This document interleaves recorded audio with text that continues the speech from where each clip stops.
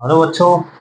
आज देखो हम देखते हैं परमाणु के तीन मूल कण, उनके बारे में पढ़ेंगे। जैसे कि सबसे पहले है इलेक्ट्रॉन। हेडिंग डालो, इलेक्ट्रॉन। इसके हमें तीन चीजें बतानी है।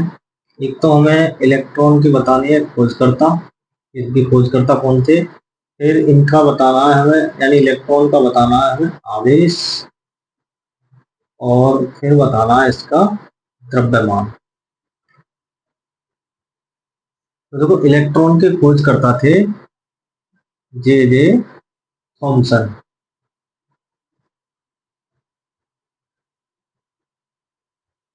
इस पर आवेश ऋणावेश होता है, यानी कि जो आवेश होता है उसका मान माइनस में होता है, जिसका मान होता है -1.6 गुणा 10 की घात -19 कूलाम। फिर इसका द्रव्यमान होता है 9.1 गुणा 10 की घात -31 किलोग्राम।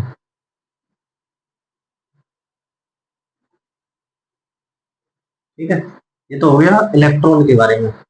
दूसरा कण है प्रोटॉन। प्रोटॉन के भी हमें तीन चीजें बतानी है।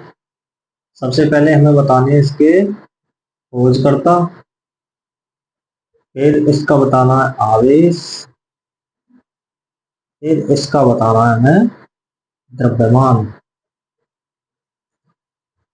देखो, इसके जो खोज करता है प्रोटॉन के, वो है रदरफोर्ड। क्या है?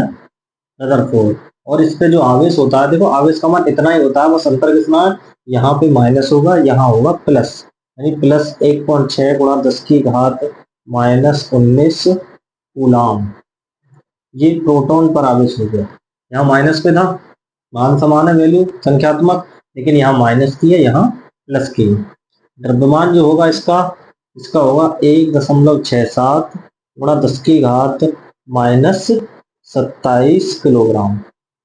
ये इसका द्रव्यमान हो गया प्रोटॉन का। ठीक है, अब इसके बाद तीसरा कण है,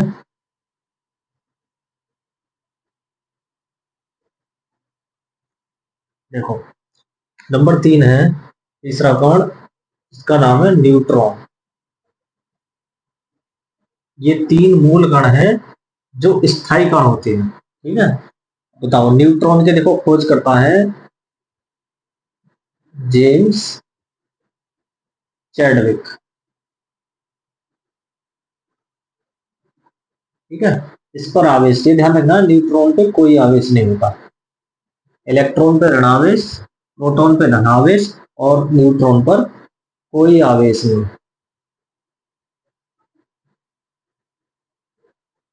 ठीक है, अब इसका द्रव्यमान, जितना इसका द्रव्यमान होता है प्रोटॉन का, उतना ही होता है न्यूट्रॉन का द्रव्यमान। यानी द्रव्यमान इन दोनों का बराबर है 1.67 गुणा 10 की घात -27 किलोग्राम। ठीक है,